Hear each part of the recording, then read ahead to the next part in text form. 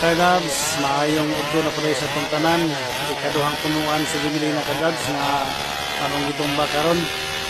O ang dimension na ni mga kadabs, puros ni 2x2 kagamiton sa ceiling daw, matod pa sa tagyas kahoy. O murag naglisod gamay si Bornoy mga kadabs kay kaning Gimilinaha naghara gamay padlong sa lubi.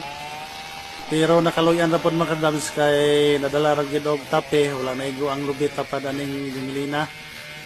Pero nasangit yun sa punuan sa kainito mga kadabs. So okay rapot kay kainito gamay ramapot, pwede ramapot putlon mga kadabs.